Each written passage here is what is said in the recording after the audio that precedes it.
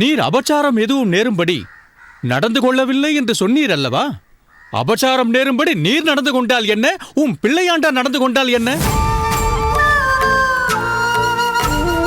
அபச்சாரம் அபச்சாரம் தானே. உம்முடைய பிள்ளையாண்டானை பற்றி நீர்தானே அப்படி இப்படி என்று ஊர் முழுவதும் சொல்லிக் கொண்டிருந்தீர்கள். அதற்கு ஏற்றாற்போல் அவன் நடந்தபடி தெரியவில்லையே. இந்த அக்ரஹாரத்தில் இதையெல்லாம் கேட்க ஆள் இல்லையா? பிள்ளை செய்த தவறுக்கு பொறுப்பேற்க வேண்டியவர்கள் பெற்றோர்கள் தானே.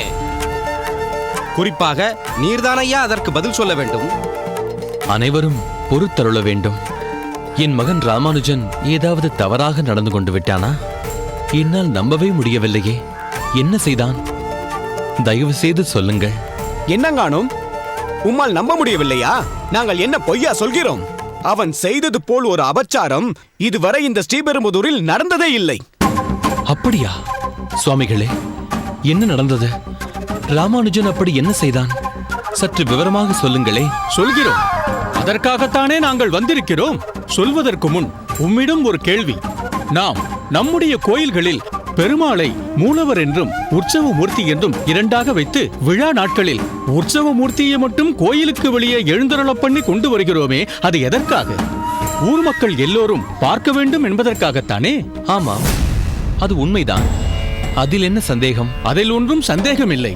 எல்லோரும் கோயிலுக்குள் வந்து பெருமாளை சேவிக்க முடியாது என்பதற்காகத்தான் உற்சவ மூர்த்தியை பல்லக்கிலே வைத்து வெளியே எழுந்துருளப் பண்ணி கொண்டு வந்து அனைவரும் பார்க்கும்படி செய்கிறோம். கோயிலுக்குள் வருவதற்கென்று சில சட்டதிட்டங்கள் இருக்கின்றன.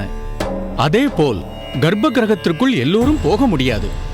இப்படி ஒரு நியதி எத்தனையோ ஆண்டுகளாக இருப்பது உமக்கு தெரியும் அல்லவா? நன்றாக தெரியும். இவைகளெல்லாம் எனக்கு புதியதா என்ன?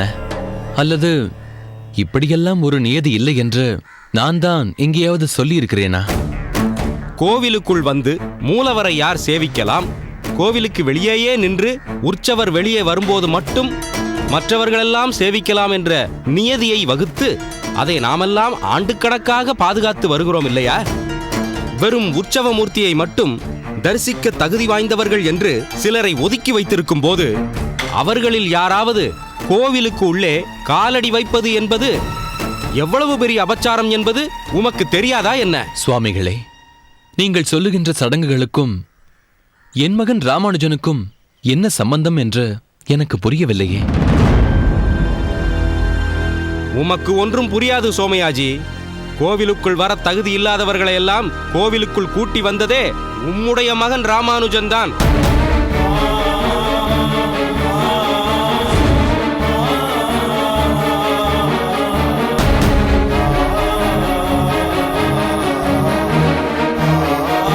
என்ன அர்ச்சகரே, அந்த ராமானுஜன் கோவிலுக்குள் நுழையக்கூடாத அந்த பிள்ளையை கூட்டி வந்ததை பார்த்தீரல்லவா? என்ன ஆமாம் என்று அழுத்தமாக சொல்லுங்களேன்.